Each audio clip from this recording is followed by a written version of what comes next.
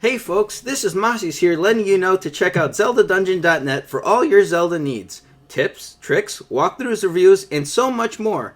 And don't forget to check out GenGame.net for news, previews, discussions, and more. Check out all our Dungeon Gaming Network sites for all your gaming needs. Now enjoy the show.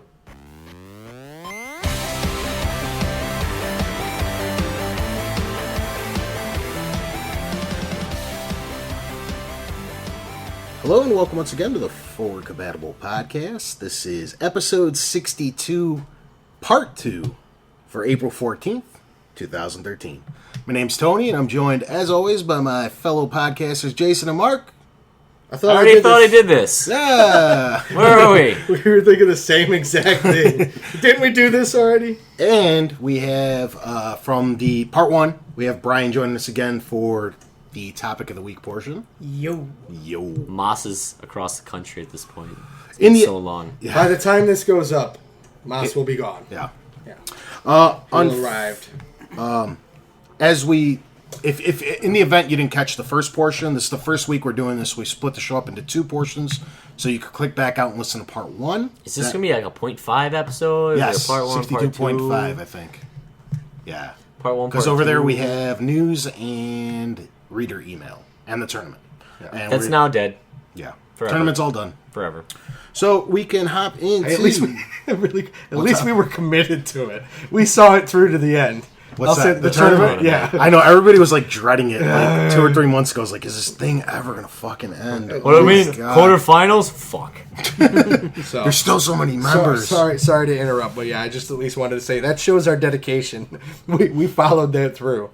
Worst idea That started in last retrospect. summer. Yeah. Retrospect, terrible idea. And before I forget, quickly, if you guys had any feedback about the split-up show, please let us know what you guys think, because I might forget to include that at the end of the show. Yeah. Until Tony sucks. Yeah, Tony sucks. All right, so I guess we can hop into it, yeah? Tony's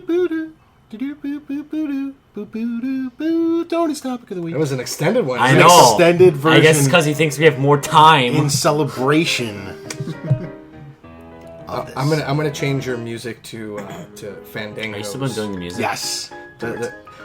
Really, the reason I mentioned that, okay, is because now you gentlemen were at my house last week and watched WrestleMania. What's that? And you saw Fandango come out. That was the guy who was like the ballroom dancer. Instantly became my favorite wrestler. On Monday Night Raw, the following night, the entire 20,000 audience was singing to his... sang his theme song. Yeah, I saw it on YouTube. Yeah, it's amazing. Yeah. All right, this week, It's not right. we had a bit of controversy come out of the Microsoft camp, and the topic of the week we're going to be focusing on is the dreaded Always Online Council. Okay, got a bunch of bullet points, and we're going to kick it off with the former creative director from Microsoft, a gentleman by the name of Adam Orth, who came out early last week. It may have even been a week and a half ago at this point, and he went a little tweet happy in regards to the Always Online future Deal with gaming. Yeah. Hashtag deal with it.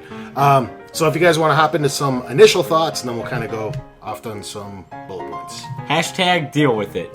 Next. I get it. That it was a big uproar, like, oh, you're somebody from Microsoft speaking about always online gaming. Dude was clearly trolling people. Yeah, he was. Do you think so? Yeah, I really do. I think it was in anything that you do, when you get that much feedback before you even announce a product, you have to vent some way. We did it last week in a joke in our intro. Yeah. We threw a little troll out there. I think he just didn't know when to quit. Well, maybe, because at least one of the people he was conversing with was another developer. Yeah. So, maybe. But I don't think it's necessarily something to joke about. It's a hot topic. And if it's a hot topic and they say if you can't take the heat, get out of the kitchen.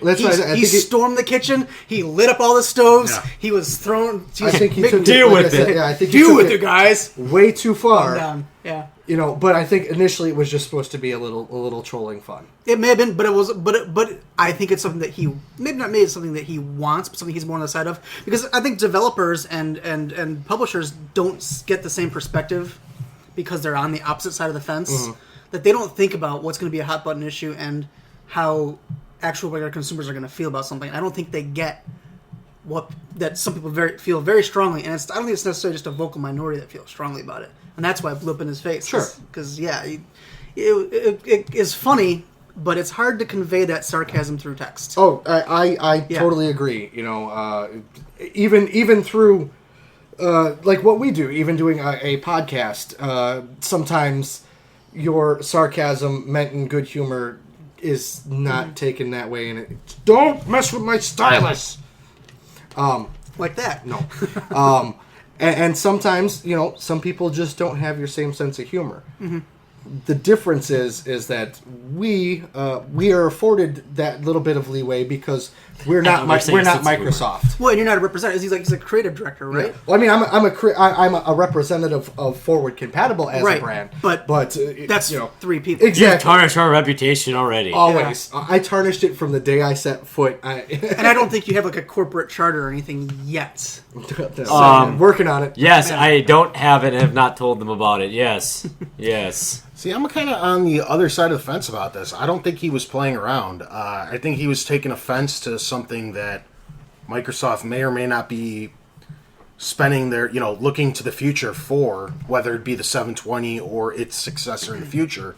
And he's kind of in his little bubble in California where they have exceptional internet like we do. Seattle for Microsoft. Yeah, on the West Coast, and we kind of take it for granted. We kind of look at I've had a steady internet connection for years. I really don't have to worry about it, but that's not the case in Middle America, majority of Europe and Russia. Oh yeah, and even when you have high speed internet, it's always sometimes not very good. Not very stable. I mean, if you look at anybody who's got AT&T DSL, their quality, at least in this area, has dropped considerably recently. And we're in the Chicago area. Yeah.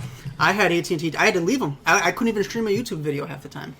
So, I mean, I think that his comments were a little ill-advised and kind of sounded like a douchebag. Well, yeah, it was like that not joking but really type of attitude where he was trying to be funny about it. He's like, but you guys see why I'm right? And we don't. Let's move on to that. We can start. Go ahead. Okay, go ahead. I wasn't going to that because I think the timing of his comments were poor at best with the SimCity launch. And with the always on from SimCity, it wasn't the factor that the user's internet wasn't able to play the game. It was the fact that the EA servers were unable to handle all the people online at once. That game fell on its face because of that. And the Xbox, why would I trust Xbox or Microsoft more than I would trust EA? Because clearly EA is the worst company in America. Apparently, so you should trust Microsoft. But it's not just EA who's dropped the ball. Ubisoft has dropped the ball. In some ways, Sony and Microsoft themselves have dropped balls. Xbox Live and PSN. Everybody's dropping balls. Dropping everywhere. Everyone's maturing. There's just so much balls. Get a free ball today. Xbox Live went down just recently, didn't it? For a while, like this weekend. Yeah. Still dealing, and with they're it. not even dealing with an always-on situation yet. I'm really weird because I logged on first time. Had no connection whatsoever, and I checked it, said it was down. I restarted my Xbox after I froze for some apparent reason, and I was online all of a sudden when there were still hundreds of thousands of people bitching saying that they're not. I had a similar scenario this past week with my iPhone, where none of my Apple features were working. My iMessage, things like that, they just weren't working. You, Ryan, had no problem whatsoever. Who do you have as your carrier? Verizon. Okay, you had Verizon.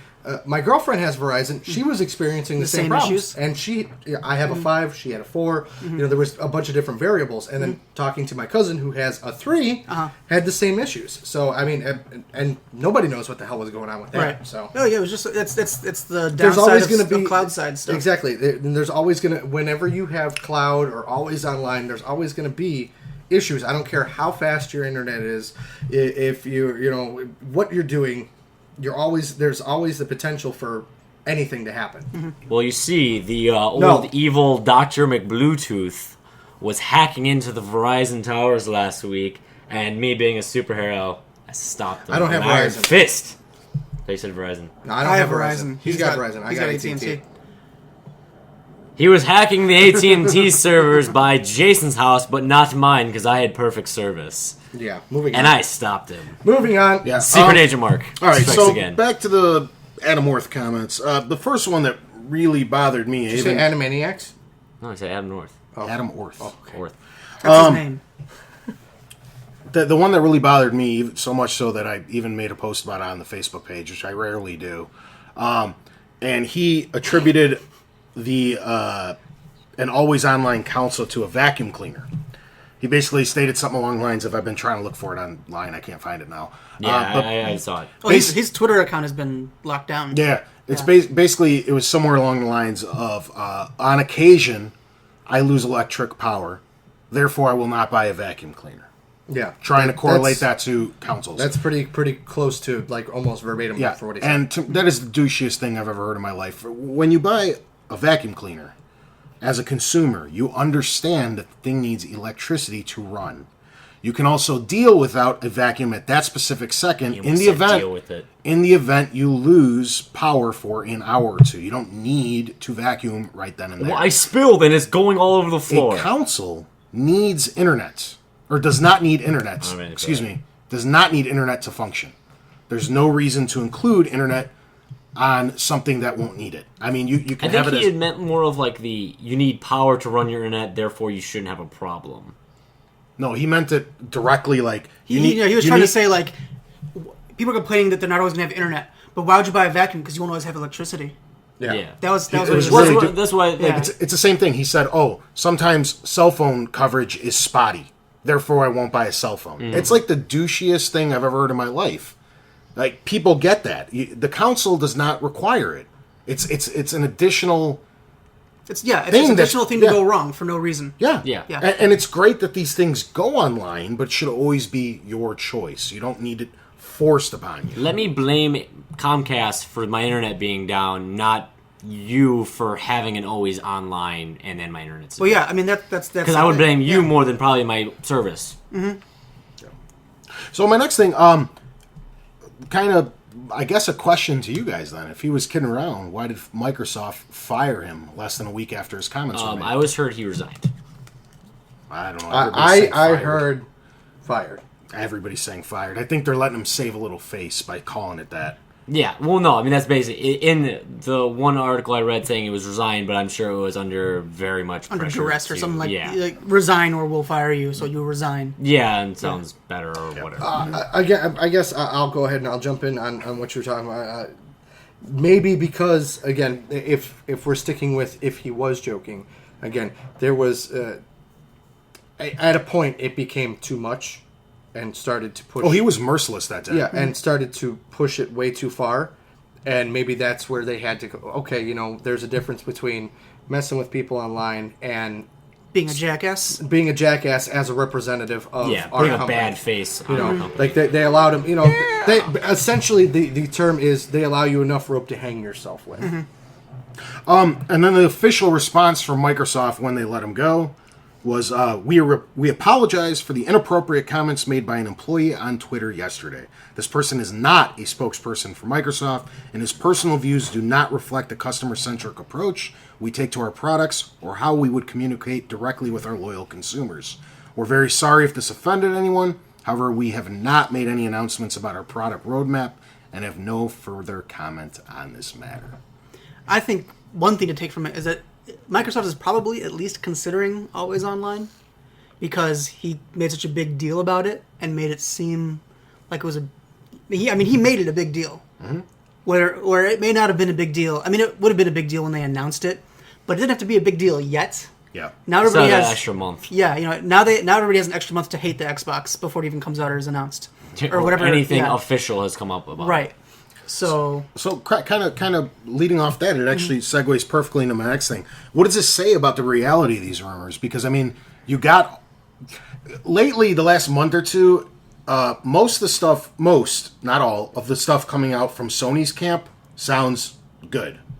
And basically every rumor that's coming out of the Xbox camp is atrocious. Yeah. Well, I think if you rewind to the previous generation... and it came up again with this generation, is there was the rumor of no pre-owned games. Yeah. And Sony had the patent on that, and people were, shaking their fists at them and started a little bit of an uproar. And it's almost a similar scenario because nothing's official yet. Yeah. I can't necessarily... I understand there's devs out there who have kits that say, yes, this one does, but then there's ones out there that say, no, it doesn't. Mm-hmm. There's ones out there that have HDMI in, and there's some out there that don't.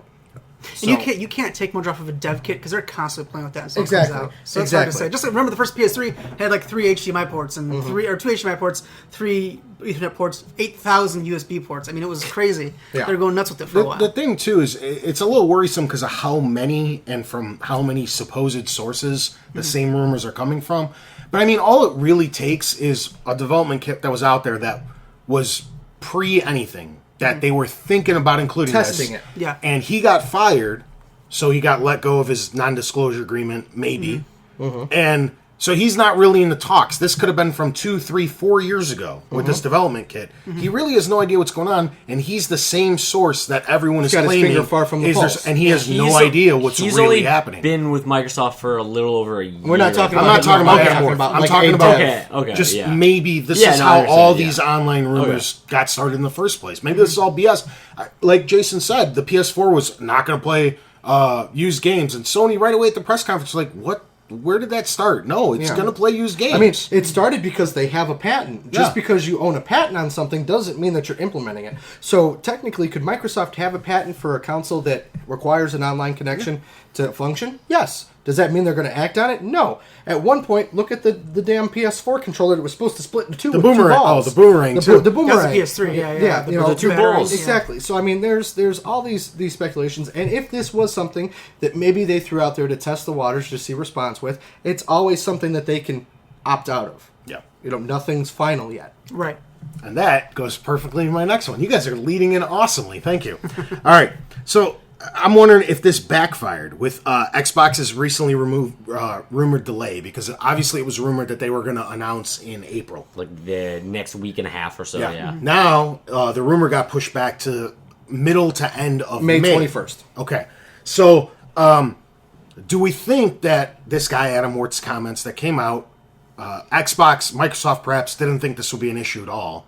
Now they saw the backlash from the community, and they're like, oh shit, we need another month to plan, because either they're going to try to spin this in a good way or maybe try to pull it from the consoles. That's a possibility, but it's also a possibility that just because it's such a hot button issue right now, and there's such uproar about the comments that this guy made, that they decided that they need to let things cool off. That's one. Two is that maybe this April date was just a bunch of BS to begin with.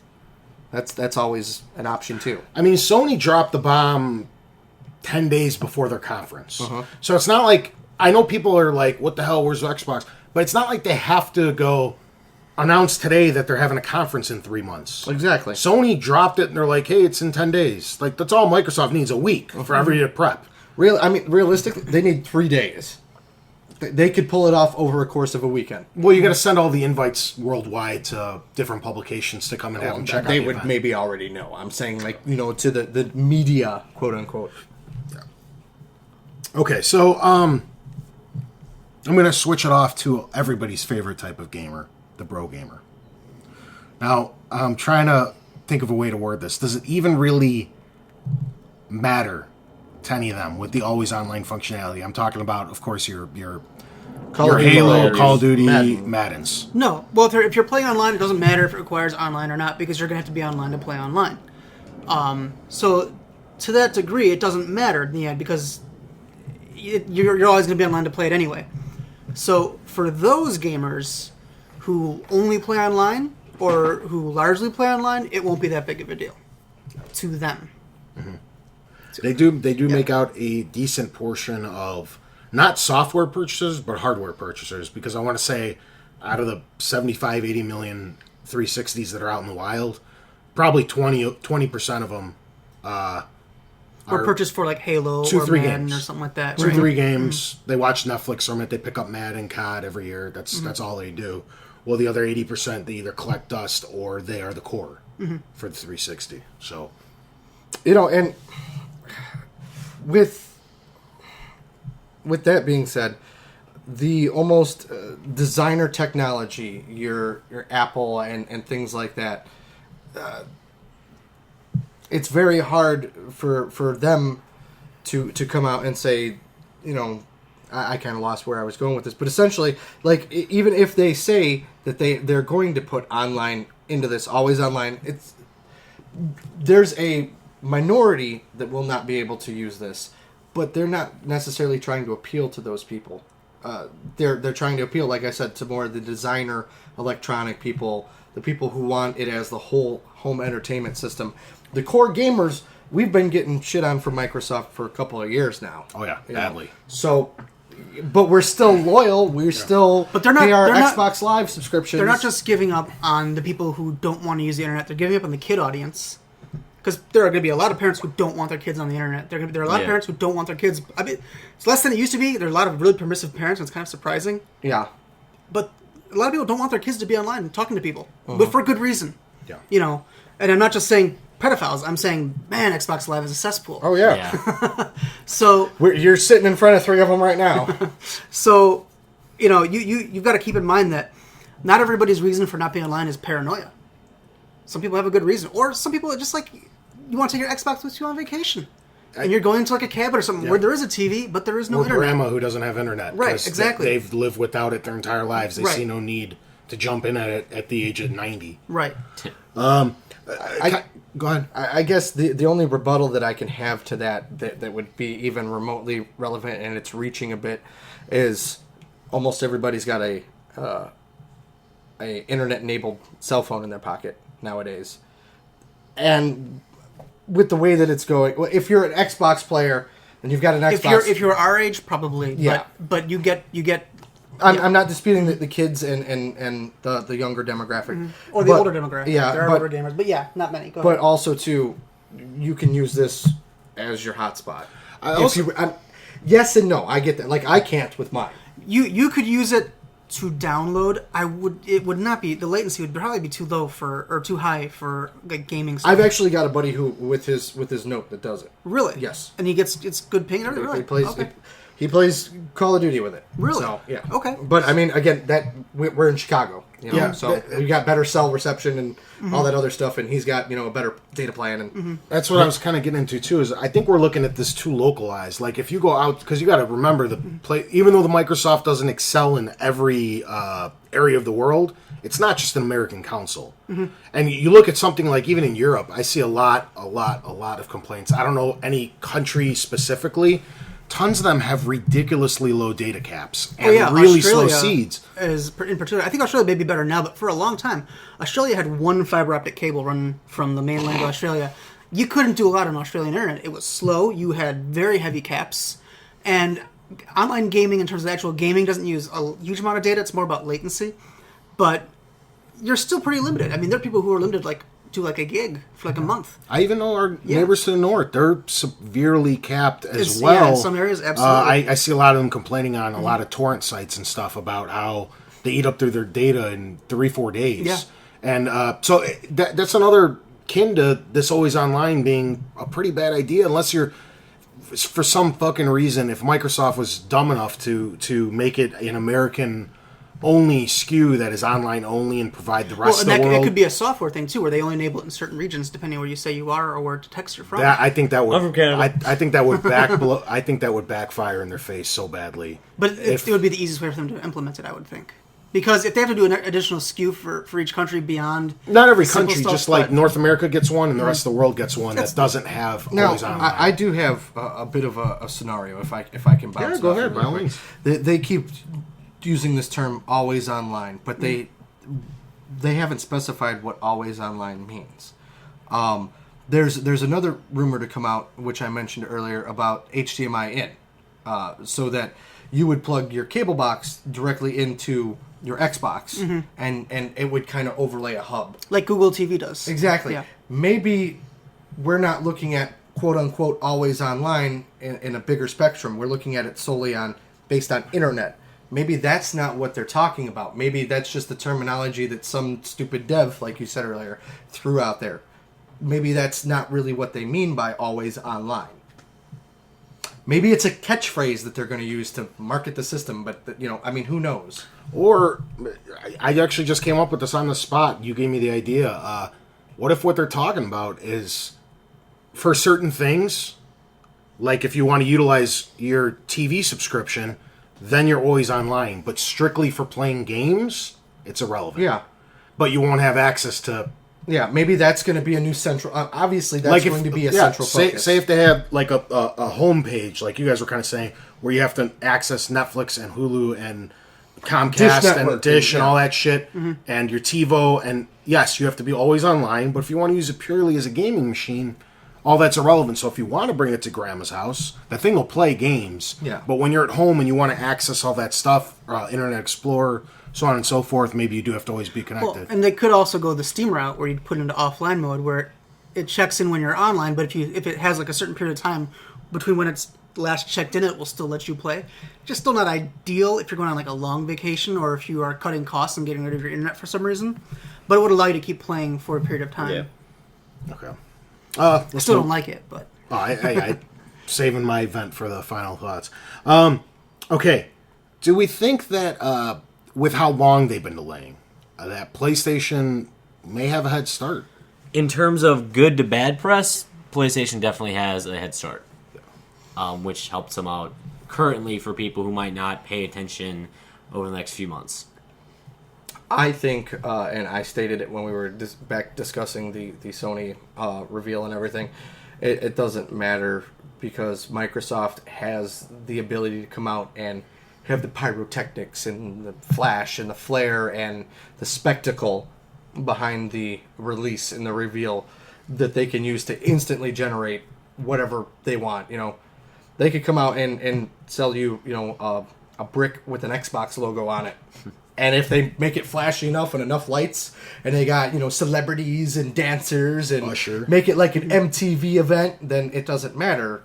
They're going to get that spectacle and that. They're going to get the press and everything. Yeah. Well, the time between the Xbox 360 announcement and release was they announced it. Months. Yeah, it wasn't that long. They could just say at E3, yeah, Xbox is coming. It's coming out in November, December. Be there, motherfuckers. Yeah. And that could be all that they say, and they could leave everything else up to publishers and developers who are making their games. Just a middle finger with the date tattooed on it. They could totally do that. I don't think that's what they're going to do. But that's what I would do. But I mean, at the end of the day, we already know a couple next gen games are in the works. Rise for 360. Dragon Age 3 appears to be next gen. Something else. Assassin's Creed. Assassin's Creed has been announced for next gen. Yeah. We were speculating earlier on Arkham Origins possibly being Watch Dogs. Fall into it. Yeah, Watch Dogs next gen. Yeah. So we already know that it's coming. Destiny's next gen. So yeah, that's right. Destiny, absolutely. If since we're going off pure rumors anyway, another recent rumor is that Sony is holding another huge conference in May. They need another. Well, I mean, isn't that E3 May? So it's June. It's June this year. So this is why I'm starting to lean toward maybe Sony finally figuring out what the fuck they're doing, because if you ask me, they killed it at their first conference. I know there was some minuscule complaints, like people not being able to see the box or the price or whatever, but it was too far away for them to announce any of that stuff. Don't brush my comments off. The next one, then... I think they made too big of a deal out of too little information. I don't think that anything they revealed was wrong. I think it was cool that they showed that stuff, but I think getting everybody to fly out so they can say, yes, PS4 is coming. It's got 8 gigs of RAM. See ya! I think that was enough. Not to get people to fly out. Not for 2 hours. Not for 2 hours. Well, I think the announcement was a wasteful cool. conference. It was. Brian's coming out every episode just to. I would have much rather had them wait. I don't agree. I think they knocked it out of the fucking park. I think it was a good announcement. I think that they just had too much going on for what the information was. They didn't need to show the box. They didn't need to give a price. But all they really said was, "We're going to be able. You're going to be able to share your stuff. It's got 8 gigs of RAM. It's x86 based. I mean, was there anything else that they really said? They showcased like 10 games. That could have waited. I guess, yeah. They could have waited, but it was cool that they included. They could have made it a 3-hour conference 2 months later when things are more finalized, and I think it would have gone over. But see, better. that's the point I'm getting at. I think Sony wanted to get out first. Okay, that's the point. You had Sony do that head fake where they were like, we're going to wait for Microsoft to announce something. 2 weeks later, they throw this conference. If you look on all the gaming sites, everything right now is Sony, Sony. They did exactly what they wanted. Now, if Xbox comes out and does what Sony just did 2 months ago, and just is like, here, the Xbox 720 is real, Yeah. blah, blah, blah. And the next week, Sony comes out with another conference, comes in with price, shows the box off, shows another 10 games or so. Right. Then you got E3 a month later, where they showcase even more games, some Vita stuff. You still got Gamescom. I think that if they have like this punch coming every month or two, until... I think they timed it out right. I just don't think they should have gotten everybody to fly out there for that. That's the only thing I'm saying. Like, because they had a huge conference for like... Everybody who was there, nobody complained. They all enjoyed it. But they didn't have to pay for it. Yeah. Because, I mean, it just, like I was trying to say, they have like a punch coming out every month or two, where Xbox... still not even a whisper coming from Microsoft's end, and maybe they announce it at a conference, maybe they wait till E3, and that's what they got. That's what they have to sell you on. Well, Sony has 4 or 5 different opportunities. Well, and I think that obviously Sony and Microsoft reverse positions with this generation, and they're also reversing their strategies because Sony held on to things last time, and Microsoft was up in the lead for the most part. So I think Sony is kind of trying to take the lead, and Microsoft is being a little more sneaky about it because they have they kind of had the lead already. I think their sales are about equal. I got a lot of stuff coming. Okay. Yeah. But I got some good stuff like that. But yeah, sorry. Go ahead. Okay. Move on. Okay. Why do we think it's taking Microsoft so long to announce? I think part of it is just them knowing that they kind of had the bigger online community and they have some of the biggest titles. I mean, Sony and Microsoft's numbers are pretty close in terms of installed base at this point, but Microsoft, I think, has more engagement from their customers than Sony does. I think more people use Xbox Live than PS Plus. They do. Halo sells in higher numbers than like Uncharted does. Yeah. So they know that they still kind of have the numbers, even though they've kind of even out in a way they're still ahead. Yeah. They had more first purchasers. So I think they're kind of playing it close because they know that they still have the lead. But I think that if they're not careful, they're going to lose it. I would agree. I think they also may be waiting to see if PlayStation comes up with anything like this right now, to see how much they want to throw out at that first conference. See like what their game needs to be at like right away to match Sony at least or better. I think the longer they wait, the worse their situation is getting. It wouldn't be so bad if there was just silence. But the problem is everything coming out toward Microsoft is bad. It's bad press. Always online, restrictive on used games, forced Kinect integration, so on and so forth. No more exclusive anything. It's just pretty much Kinect garbage, and you're sticking with Halo, Forza, Gears. And it's just, to me, if you want to save a little face, just like, we all know it's coming. Just come out and fucking say it. Just be like, yes, it's coming. This is false. This is false. This is false. Calm down. We'll see you at E3. It's that simple. On the flip side, though, what was that statement that EA made? The biggest tree catches the most wind. Yeah. Same scenario, though. Yeah. I mean, Well, that's true, but You got a few Sony haters out there. Sony has laid down the gauntlet, and so far Microsoft has not taken the next step. And I think that if they wait until E3, Sony's going to get so much mind share that everyone's going to be committed to the PS4. And I agree. That's what I stated when we had that conversation, is that I think Microsoft could wait, but they have to do it before E3. Like, even if it's the day before. If Sony does another announcement before Microsoft, they're getting mind share. I mean, at the end of the day, if Microsoft's like, our console's going to be $100, the end, it's going to be just as powerful, $100, they would win. If they can undercut Sony on price, or if there's some special feature that they haven't said anything that's useful. I don't doubt it's going to be $100 or $150 with a 3-year contract with $15. They were saying $300 with a 2-year contract from an earlier. That's report. a terrible That's idea. terrible. That's a terrible and idea. a $500 to buy it outright. Right See, away. I get that $500 get outright, but they should not get to $100, $150 with a 3-year lock or something. But it's another thing. Okay, as days are going by without Microsoft announcing anything, all the developers have to wait to confirm that they're making a 720 game. I know Mark, or Durango or whatever. Mark and I, we're at GameStop. You're starting to see the marketing coming in, and a lot of the shit, like, people are going to start associating like Battlefield 4 and Assassin's Creed 4 and stuff like that, because you see it. It's like 360, PS3, PS4. Yeah, that's it. And everything's PS4, PS4, PS4. People are going to start associating these games with the PS4. And if Microsoft waits too long, these games are, in the same way that Call of Duty is associated with Microsoft at the moment, these other games, these big franchises, are going to start getting associated with Sony.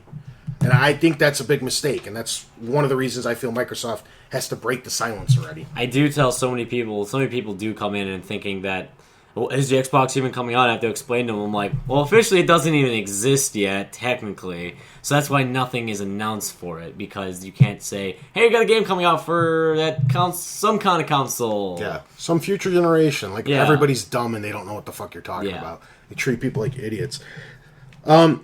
Next thing, I was wondering if you guys think this is another case of the third console failure.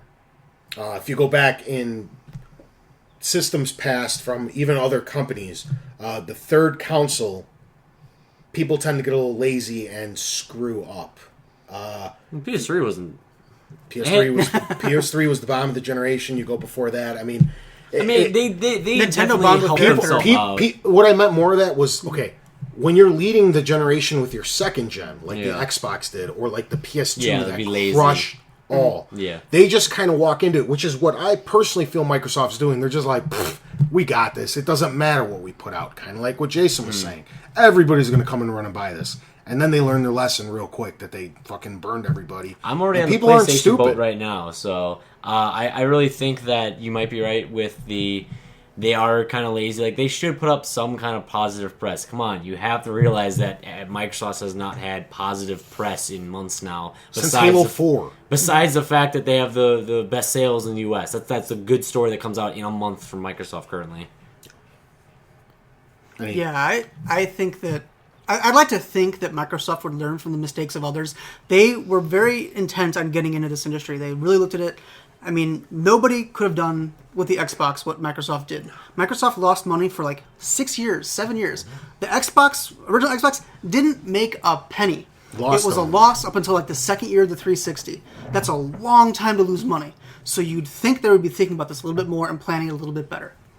But they're also Microsoft, and they tend to have like a win-lose pattern.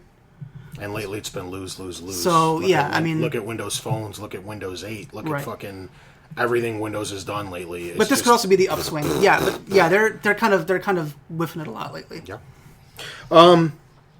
Here's kind of like the opposite side of the spectrum. Is announcing a little too early possibly an indication of you failing, i.e.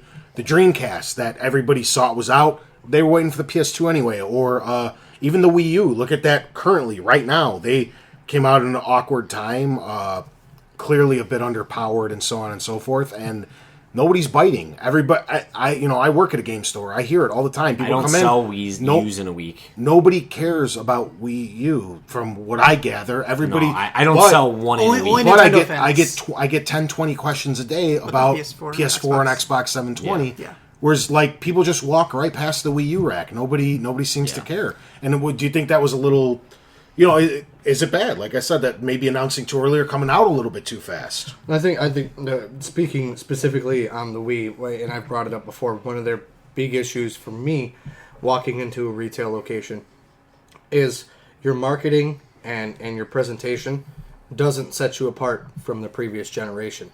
The Wii U box and the art and everything, the packaging looks like the Wii.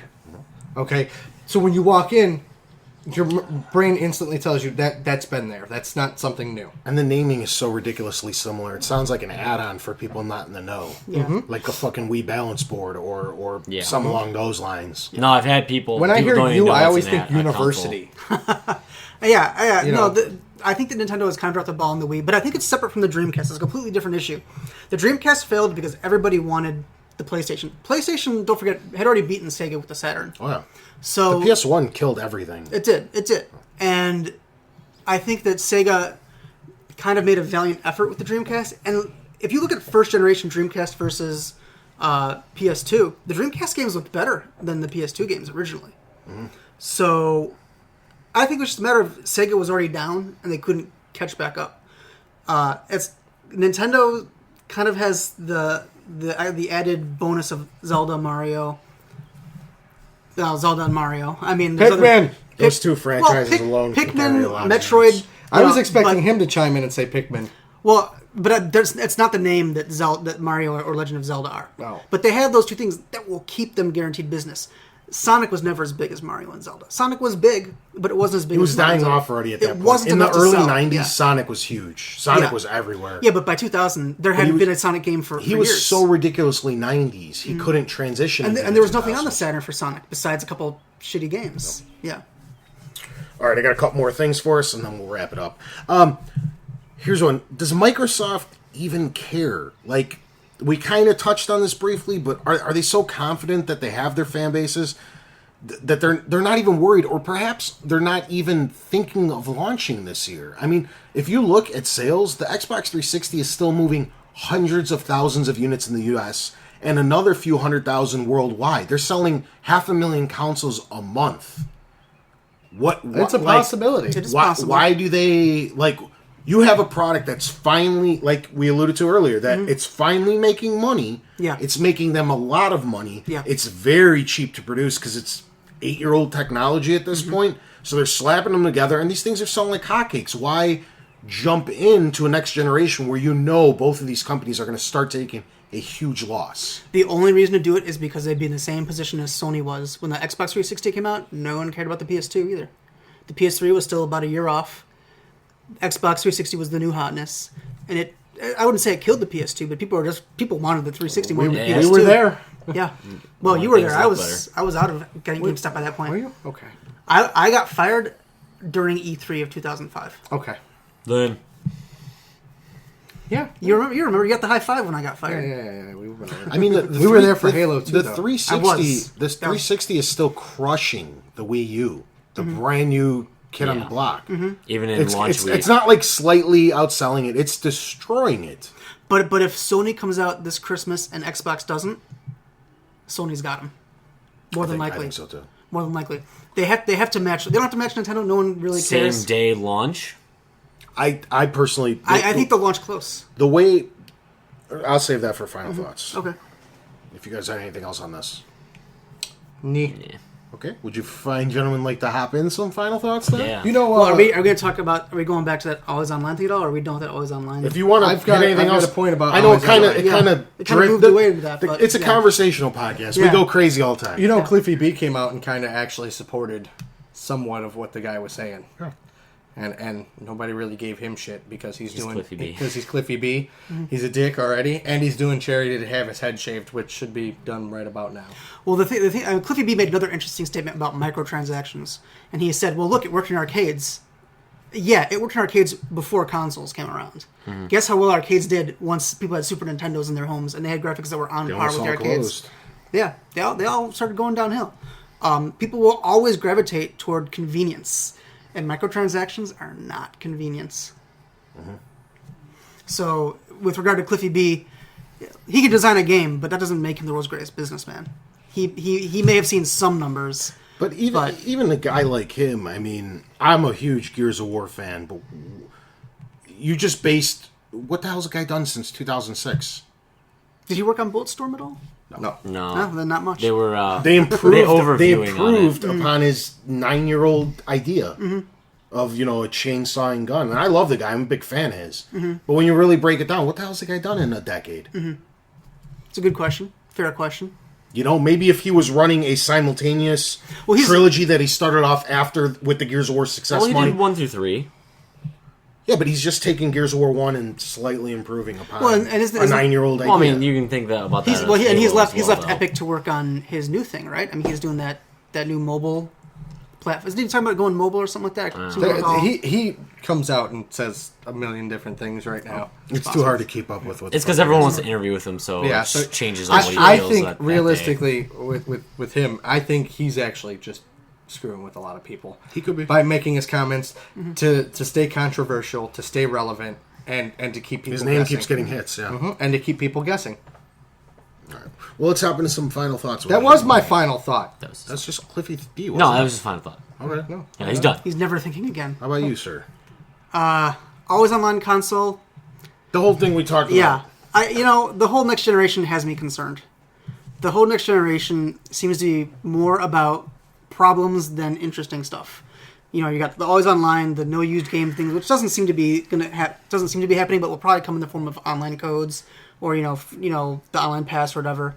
I really am concerned about the cost of games, because I think they're trying to either go to the free to play or to to the continued expensive $60+ games. And I think what they really need to start looking at is the episodic gameplay, like what Telltale's been doing, because you can reduce the costs because the games are shorter, and you can sell more of them like in sequence because people will get more into them and want to continue on the story. Plus, you're bringing in money as you're putting the game Correct. out. Like, episode 1 is selling. Correct. And they're taking money in to make episode 2. Right. Yeah, no, it's a great idea. I completely agree with that, too. Yeah, I think that, for me, that'd be perfect. Because I can't even get into a game that's super long anymore because I just don't have the time.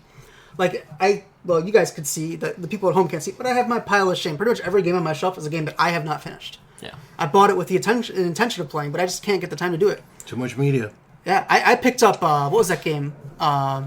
Enslaved. And whatever it is. Yeah, the Journey to the West River. Yeah, there you go. 8-hour game. No one wanted to buy it when it was $60 because it was an 8-hour game. But man, I tell you, for $20, 8-hour game, thumbs up. Yeah. As for me, I know it's kind of been my tone as of late, but I love the 360. That is my favorite console of this generation. I know I gravitate more towards Sony as a whole, but the 360 is far and large. It's one of my favorite consoles of all time because of how well it does everything. Bringing back retro, and it does so much well. But if we kind of alluded to this earlier in the conversation, if you look at their past couple years, the track record is definitely going away from what made the 360 so great, whether it be the interface or the new direction toward motion gaming or the lack of exclusive content and all this other stuff by just trying to buy into early access to DLC and stuff. That's not enough to keep the core gamers happy. And I really, really feel that if you look at Microsoft as a whole, not just their Xbox brand, they have been on like a downward spiral of shame the last 2 years with pretty much everything that they've put out, whether it be the Surface tablet, Windows Phone. There are many attempts at trying to break into that market. Even Windows as an operating system. Mac is taking shares away from the personal computer aspect. They are irrelevant on the handheld market, whether it be tablets or cell phones, which is dominated by Android and iOS. And if Android ever comes up with a true OS for a desktop computer, I don't see any relevance for Microsoft at all anymore. And just all this stuff that they had such a stranglehold on back in the day with Zune failing, and just they try to get their hands in everything, and nothing has worked out except for Xbox. And they're so big and so powerful, and they have so much money, and they're so cocky that they can keep affording these losses. I don't know who the hell's at the helm of Microsoft anymore, but these ideas, Steve Ballmer. These ideas are atrocious. And if you everything that I'm hearing, if any of this comes true, I hope the new Xbox fails from the bottom of my heart, because they're so anti-gamer at this point, and it's like their one last thing that they have that is truly great. And if they go always online and block out used games and raise Xbox Live, I hope this fucking console bombs. I do. And I hope they take a long look in the mirror and learn their lesson that the core, which is you, not the casuals, Nintendo has them. You are, for the core gamer, you are supposed to be producing a high-end PC in a box that gives people options. That's your job. And then put out games for it. That's all you're supposed to do. Nobody's asking you for any of this art crap. It's great you're including it. Don't require it. Don't whatever. Like, I just think they're blinded by trying to lock up deals with Comcast instead of opening 2 or 3 new studios to make you some exclusive content. And I think that's going to be the ultimate demise. And the fourth Xbox will come back mightily, just like the PS4 will return from its stumbling on the PS3. That's what I think. The one, not to interrupt, sorry. No, I'm done. Go ahead, by all The means. one thing that we haven't mentioned that could be a big game changer is the Steam Box, if that ever comes out. That price point is so well, but that bad Piston at this point. thing is not an official Steam product yet. Yeah. If they go like with Linux and a decent bit of hardware for like $500, the same price as a console, which could be done for a medium grade PC if it's mass produced, they could wipe out the whole market. They could take down Sony and Microsoft. I don't know about Nintendo. Nintendo still has their 2 franchises that will keep them afloat for years. They're the Disney of video games. Even when they're not doing well, they're doing well. But Sony and Microsoft could both be hurt by that. Yeah, where's Apple? I think it's gonna be a more of a niche product if the Steam box ever does come out. But if they can get to play PC games. Well, see, that's the problem thing. Is it's $1,000 for $1,200. You could build if you get it for a good top. price, I understand that, but like they're trying to be like a PC and a console, but they're doing neither which. They're like a hybrid of both of them, and like, how am I gonna browse my internet with my keyboard, and how am I gonna, to me, it seems like it's going to be in the middle between a console and a PC, and it's not going to do either of them. I think it's going to be a straight-up well. console. Well, I mean, I guess Steam does have apps on it now. Yeah, that's what I mean. Like, they have almost everything that's true. on there. So I think it's going to be almost... But that's even if they put in, like, the software aspect of it. Right. If that's how they do it, I think it's going to be so split in between that they're not going to do either which of them fantastically. Like, it'll be kind of split. Mm-hmm. Like, that's why Xbox, in my opinion, is also like getting negative points from me, is because it's splitting itself off into too many directions. Trying to get the media content. Yeah, like I like that I can watch Netflix and stuff on there, but now I don't really care about getting my Comcast hooked up, and I don't really care about cable TV. Yeah, like I already have that stuff. Well, and if they're gonna do like the DVR type stuff, does that mean you're not gonna have room to put your games on it? Because DVRs fill up fast. Yeah, I do. All right, especially recording in HD content. Yeah. All right, that's going to do it for Tony's Topic of the Week. Please stay tuned. We have a first from here at Forward Compatible. We have an exclusive interview that we conducted a little bit earlier today with the... What are you doing, Mark? I finally got it! The fine folks over at Missing Worlds Media. And they are telling us about their upcoming game, codename right now, the Phoenix Project. Correct. So we have an exclusive interview with the fine folks over from there, so stay tuned, listen to that. If you have any questions, comments, or concerns for them, feel free to leave them in the comments. We do have their contact info, so we can kind of get in touch with them and have them answer any of your questions for you. Aside from that, remember to comment about the new format on the show, and let us know what you guys think. And say Tony sucks. Thanks for tuning in, guys. This has been episode 62 and a half. Catch us next week, same time, same place. We have an exclusive interview for all of you out there. We're joined by the folks from Missing Worlds Media. So if you guys would like to take a minute and introduce yourselves, and we'll get this all squared away. All right. I am Cameron, quote-unquote, Sejev Stormlord Johnson. I'm the studio director at Missing Worlds Media, which basically means that I work with the other people to make sure that everything's going in the same direction and that we all keep focused on our goal. Very cool. I guess I'll go next. Hi, I'm Jessica /Yoko. It's a lovely backstory you probably don't want to hear. Nitrinio Weaver, and I'm the art lead /art director, and I am in charge of all 2D and 3D hard assets that go into the game. Very cool.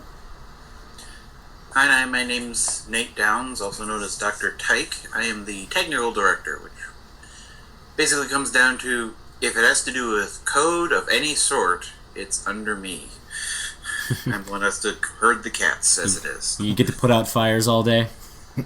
Yes. We've exhausted 3 fire extinguishers already today. Just on David. Oh, sorry. All right, I'll take the first question then.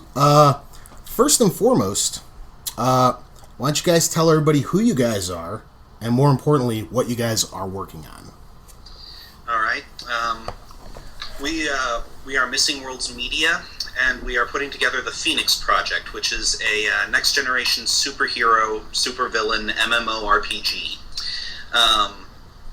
We started this project because there is a community out there that has been recently left bereft from the loss of one of the larger service providers to that particular market, and we're seeking to recreate their home in a new building with the same sort of features that they liked, improved with improved technologies, and some of the holdovers from prior necessities that were not necessarily so great smoothed out.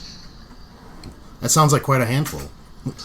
Yeah, it's a big project. It's a little bit daunting, but we've got the community that we come from is very dedicated and very interested in getting this done. So we have a lot of promise, we think, towards it. We have a lot of volunteers, a lot of people wishing us well, and we actually have a great deal of talent amongst our volunteer staff. So, very cool. All right, cool. I'll jump into the next question. When did you know for certain that Plan Z would take effect? Well, we didn't know for certain right off the bat, obviously, but it's something that started being discussed almost immediately upon the community's realization that they were going to need to take some extraordinary efforts. After all, if you don't own the property, you can't necessarily guarantee anything with it, so there were all sorts of conversations about it for a couple of months. We really came together as a group by mid-October, and through November and December we congealed it and started organizing. Excellent. Very nice. And roughly about how far into current development would you guys say that you are? Roughly on schedule. Are you guys close to Alpha yet, or where are you at? Oh no, Alpha's going to be quite some time off. The first thing we're looking to produce is actually the avatar builder. The costume creator has always been a very integral part of any comic book supers-based MMO, because there are just so many things that people can do with it, and it's almost a minigame unto itself. Oh yeah, definitely. So we're going to release that first, and we're aiming for that sometime in the middle of next year. Yeah, personal customization is always huge. Okay. You get the opportunity that many gamers dream of. You have the chance to make a game how you want. As far as core mechanics are concerned, how will the gameplay compare to City of Heroes? Nate, you want to tackle that one, or should I continue? I've actually been dealing with the guys working on that directly for the past couple of weeks. And, admittedly, the original, City of Heroes, your Champions Online game, are both very slow compared to some of the newer games, such as DC Universe Online or Neverwinter or examples. Mm-hmm. But at the same time, the newer games tend to be more twitched, more first-person shooter feeling. So right now, the goal is to be a little more active than the original City of Heroes model, but not to become a Twitch game or basically a third-person shooter pretending to be an MMO, as some of them have become lately. And kind of building on that, are you guys drawing any other inspirations from other MMOs out there? Actually, a lot. We've been spending a lot of time studying what works and what doesn't work in a variety of other games. And on top of City of Heroes and your classic EverQuest, your classic World of Warcraft, we've also studied a lot of the newer ones that have gotten a good following because they start innovating. They start coming up with new ideas. Unfortunately, a lot of them don't come up with new ideas. They just kind of imitate the last guy that came along. Yeah, that seems to be the case a lot of the time. Building on pre-existing ideas, yeah. Yeah, how many WoW clones can the market handle, Am I supposed to count them? Because it's been quite a few.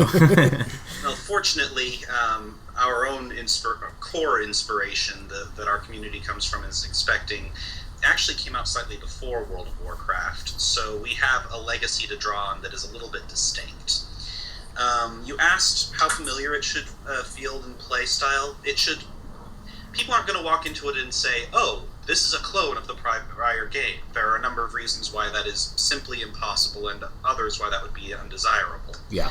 But people should be able to step in and say, oh, I can select my superpowers, I can build my character the way I want to, and I kind of enjoy the feel of it. Nate really referenced the way that the game... lost my train of thought there. Oh, that's right. Nate was referencing the pacing of the game, and one of the things that we're trying to aim for is to make it so that casual players have an easier time getting into the game if they haven't played this sort of thing before. So we're going to be keeping it so that you can activate your powers at a relatively easy pace to play, while relying on the animations to really get that action-packed feeling. So you're going to kind of I shouldn't say shorten up the game, but make it easier for people who can only play maybe an hour or two every so often? Or are you going to have some content in there for people who are going to like sit down and play 5 or 6 hours at a time?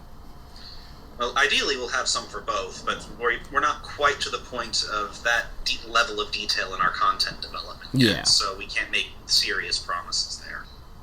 Excellent. Cool. Well, I'll jump into one of our next questions.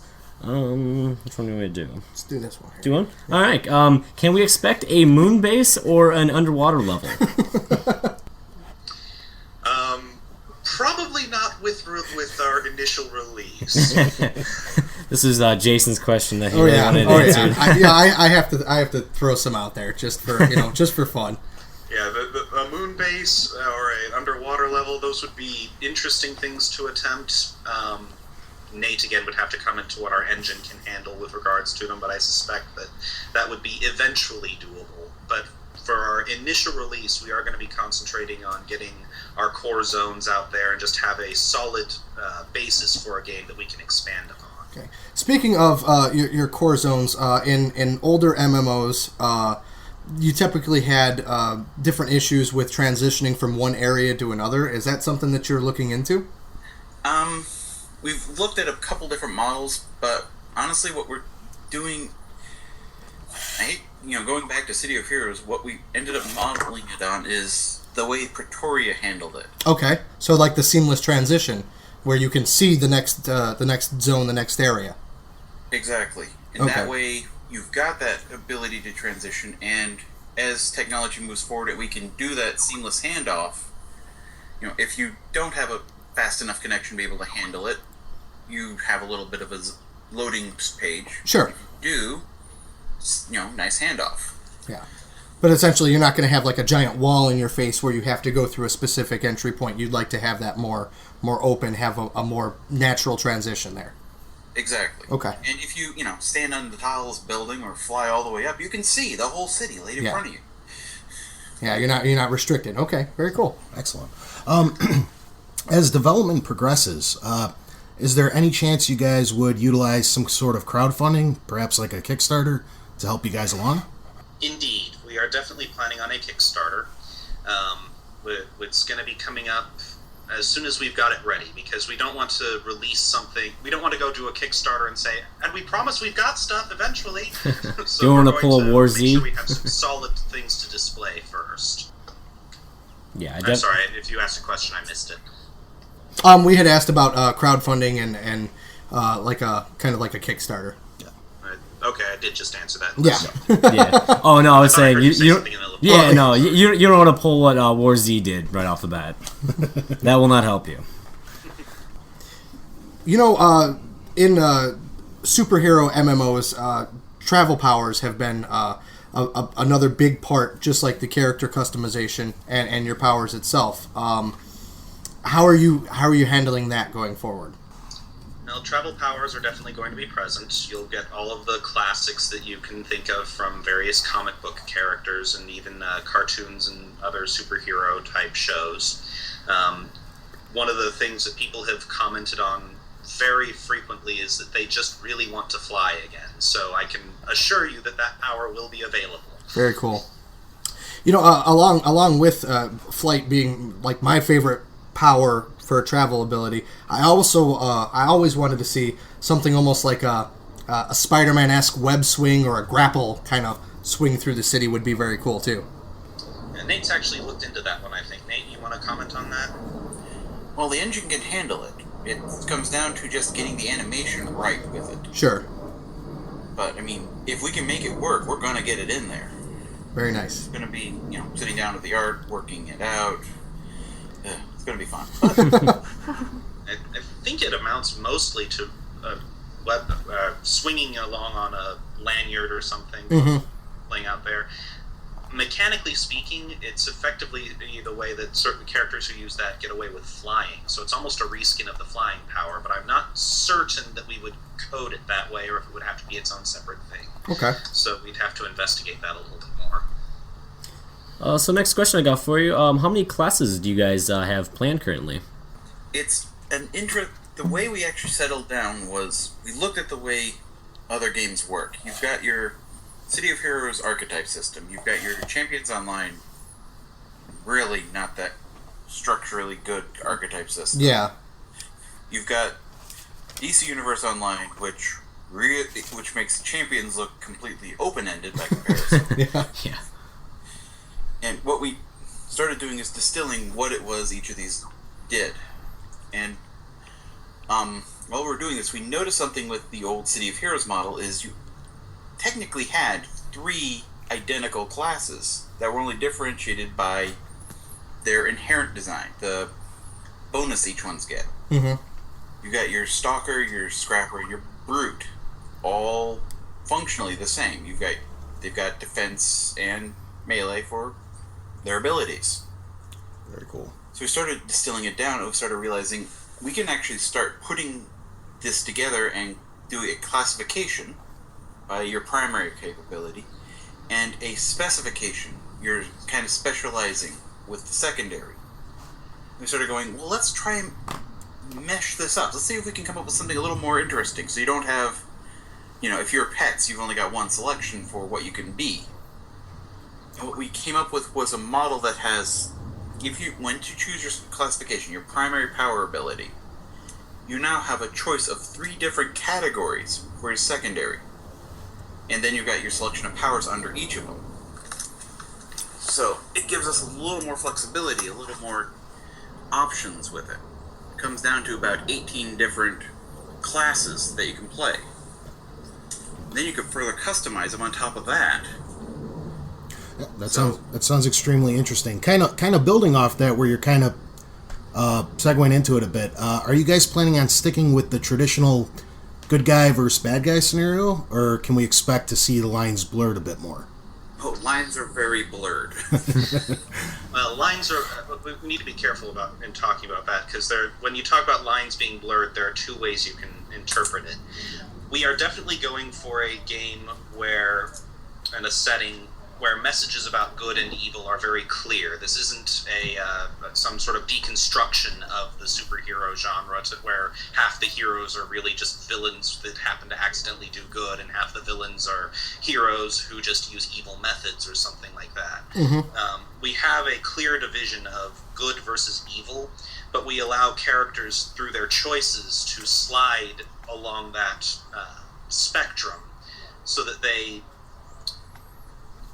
I suppose land is not quite the right word, but I suppose settle where, based on their actions, in the appropriate level of hero or villain or vigilante or scoundrel or what have you, so that people can choose what kind of character they want to play, how they use their powers for good or for evil, for selfish purposes or to help others.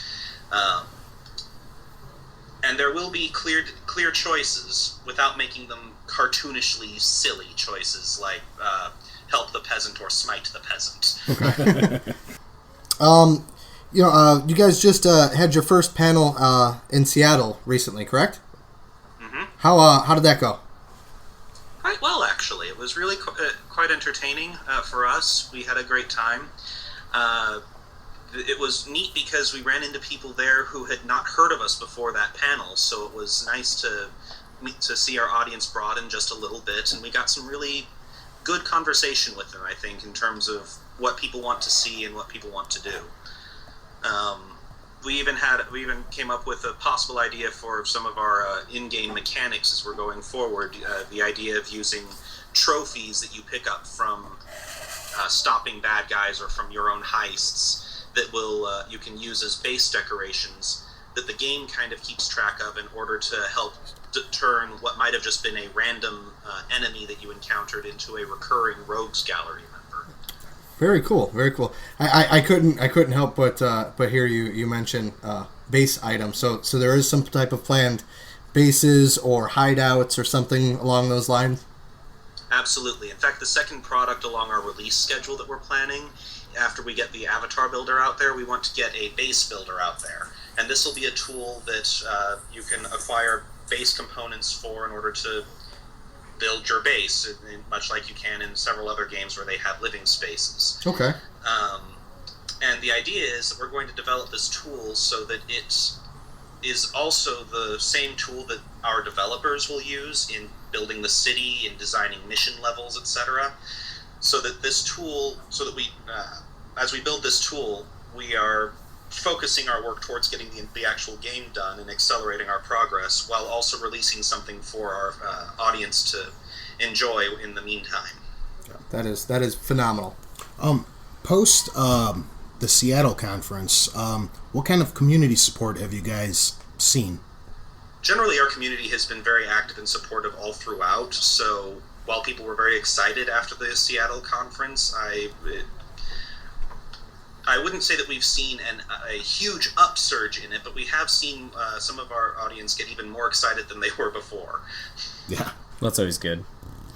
Although I did get an amusement over the fact that after the Seattle thing, everybody seemed to want to suddenly make a fan club for my beard. It's like, I saw the picture. Yes, there was an upsurge of beard support after the Seattle meeting. So is the beard going to be selectable as an avatar item? Well, maybe we'll make that a Kickstarter exclusive. There you go. Yeah. So my next question is actually going to be to Yoko, since you're the art lead. What kind of art style are you trying to accomplish? Right now, we're looking into not going fully realistic, simply because everyone right now is doing realism. Is trying to get as close to realism as they can, and what we want to do with the art style is stand out from all the other MMOs, and so we're going in for a semi-realistic type of style that it's really kind of hard to explain. Especially since we don't have any actual samples that we could show you, but it's semi-realistic. Yes. And especially in the environment textures, we plan on using textures taken from life and such like that. It just generally makes things easier. Proportional wise, the character avatars will be realistic from, you could make a character that is, anorexic or looks anorexic because of whatever with their powers. Or maybe you have an overweight character who's, I don't know. Mr. Incredible, basically? Yeah, he's Mr. Incredible, or maybe he's Chef Gusteau who fell into a pot of acid. I don't know. Just a giant hamlock for a hammer. Yes. But we intend to have a lot more freedom with our characters and being able to make them as versatile as possible while still keeping it within the general realms of reality. Okay. So nothing too larger than life, but for the most part still semi-realistic. Mm-hmm. Okay. With there being other superhero MMOs currently on the market and in development, what are your goals to stand out and stand apart from what's currently available and what's in development? Well, obviously we're not privy to all of this secret information of the things that are in development, so we can't comment too much on that. But we've already talked a bit about the base builder, mm-hmm. and how we're hoping to integrate some of the elements of what you build into your base and to help advance the story of your character. Generally speaking, what we're looking to do is examine what it is that superheroes, supervillains, these kinds of characters do in order to advance their own stories. So heroes don't typically walk up to somebody and say, "Can you please give me a mission? Thank you for the mission," and go off and do it. Not in comic books anyway. Sometimes they'll be approached by somebody like that. So we're still going to have a few contacts who just hand out a complete mission occasionally. But what we're looking at is something we're calling the leads or clues system. We're still waffling a bit on the name for those, but we're leaning a little more towards leads at the moment, where you gather these leads and then put them together, and in the process of investigating them by putting them together, you discover a mission. Mechanically speaking, it's kind of like a craft system, but you put these things together and you quote-unquote craft a mission. And story-wise, what you've done as a hero is you've uncovered 3 or 4 different things that that all point in one direction, and you realize that you have to go down to the docks to stop your arch nemesis, the flaming clown, from burning down the orphanage or something. So he always tries that. So essentially, you're playing almost like a role of a detective. You're piecing together the different clues, or as you said, leads to kind of get to the conclusion of that story. Yes, and the leads can be picked up from contacts who'll give you tips or what have you, or they can be found by doing some street sweeping and beating up some thugs, and, oh look, you beat up these thugs and discovered this matchbook with your arch nemesis's face on it and the address of the docks on the back or something. And you can even pick them up from other mission conclusions or during missions and realize that this mission leads, and realize that the rabbit hole goes deeper or something. Do you guys think that we will see any type of an enhancement system? You mean the ability to improve your powers? Yes. Yes.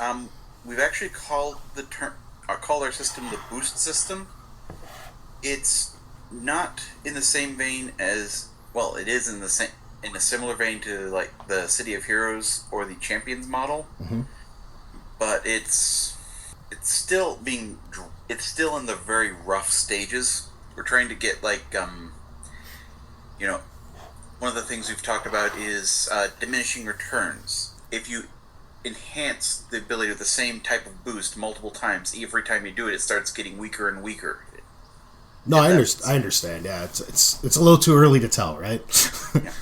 But I mean, that's one of the bits we've got down. We haven't got exact numbers on it, but that's one of the areas we've got nailed down so far. We're still getting it down pat. I mean, we have to get the powers completely down before we start talking how we are going to improve upon them. Sure.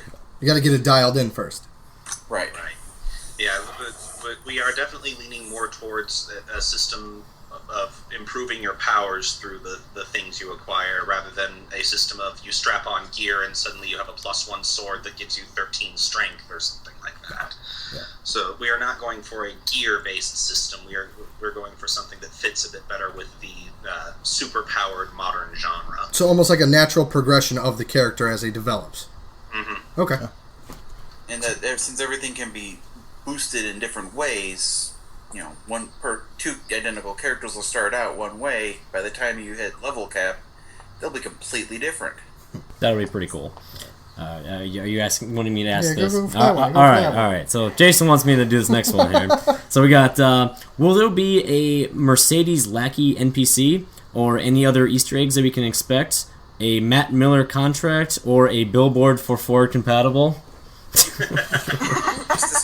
Funny you should mention both Easter eggs and billboards. I'll let Nate tackle the Easter eggs first. Are there going to be Easter eggs? Yes. What are they? We are not going to reveal. Oh, as you shouldn't. Cover. Well, I'm thinking pastel myself. But yes, we were Easter eggs? discussing Easter eggs earlier. It's really funny because we were actually not talking about them that long ago today. Yep. In particular, something about strange chairs with 4 different colored ribbons around a table of pizza in the middle of the sewers. Good placement. That'd be awesome. I just figure there's a problem with giant rats somewhere down there myself. But yeah, funny you should mention billboards. If Ford Compatible would like a billboard, there are in-game advertising agencies that would be happy to sell them one. I think that's definitely an avenue that we'll be looking into. Hey, we can even get like a radio station going for you. All right. One final question for you guys. Are there any exclusives that you guys would care to share with us? At this moment, no. I'm afraid we don't have any exclusives for you. All right, that's quite all right. Unless there's a deep, dark secret about Nate's beard that you want to know. Kind of interested, yes.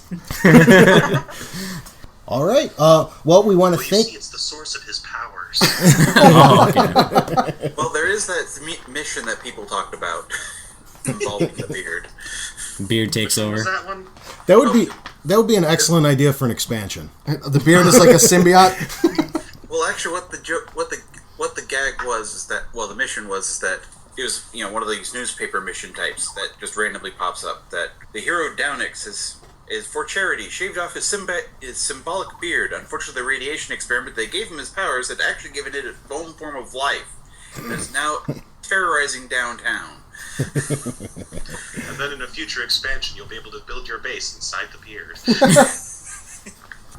You guys really take it that far. I would. I don't see why not. Now I'm just imagining the art assets that we would have to create, and like just this huge beard where a city block should be. You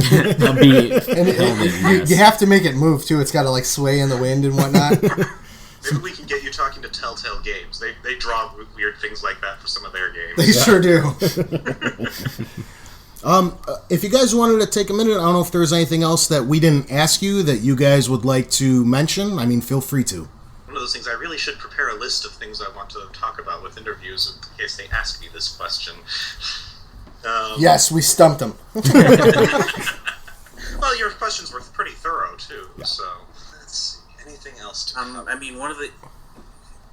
could think of one thing. I mean, we talked about powers, everybody talks about boosting or enhancing, but nobody ever talks about, the way you can customize a power. In City of Heroes is a good example. You can color your power and have a couple alternate animations. Mm-hmm. That's good for them, but nowadays people want something a little bit more fluid, as it were. Go ahead. I mean, how many people here? Everybody's probably played, like, let's use Arkham Asylum as an example. Yeah. Sure. Yeah. No. Absolutely one person. You've dealt with the combat system. You know it's very fluid. Yeah. But if you actually get down to it, what's happening underneath it is that it's actually different animations that end at the same point, and they can kind of flow into each other. We've been studying how that works in order to try and give that into our own game, that kind of fluid motion. And you can do that with multiple powers without having to just reset back up and root down and frustrating. We've been looking at how to make it so that the animation system, you can kind of start doing your power chain and everything flows together. Give this nice, neat effect in a result.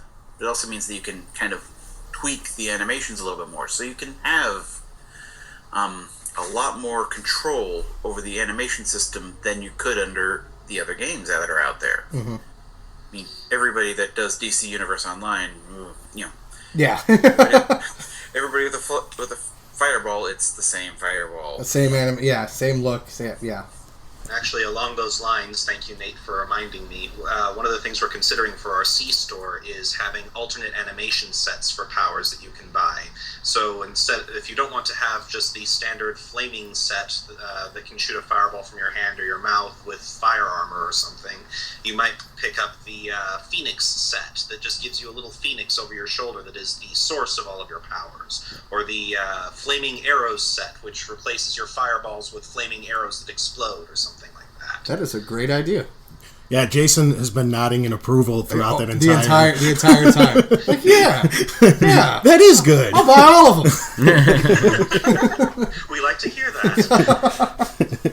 One of the things we were looking at was, the people that use the gun. The gun-toting maniac. Your, assault rifle, dual pistol, Punisher type characters. Mm-hmm. Yeah. What if we put animated weapons, so that way instead of just holding a gun, pulling a trigger, and a bullet coming out, you can have something that rotating barrels with weird clips that pop out and stuff like that over the place. Kind of like customizing your gun more. Like are you talking about like changing out the barrels for like a different one, or? Yeah, things like that. Or the actual weapon is animated, so you pull it and you actually see, you press the click and you see. You see the barrel rotate as the bullet flies, or like if you have a crossbow, you'd see the rope, spring and everything like that. Right. Okay. You can do things like that. I mean, I was actually testing it out with I use a gun because it's easy to model, and we had one that you can see the whole mechanism slide back as it's shooting. It's kind of neat. Very cool. All right. Well, we want to thank you guys for taking time out of your busy schedules to join us here today. If you guys wanted to take a quick second and plug your social media or websites so our fans can hop on and give you guys likes and whatnot. All right. website. Our Facebook page is Missing Worlds Media. You can also follow us at Twitter at MWorldsMedia. Missing Worlds Media was a little too long for their character limit. We know how that feels. And our website is currently undergoing a little bit of reconstruction, but missingworldsmedia.com/forums will take you to our forums where a lot of our lively discussion goes on. Excellent. So all of you out there, please keep an eye out for the upcoming Phoenix project, and thank you all for joining us.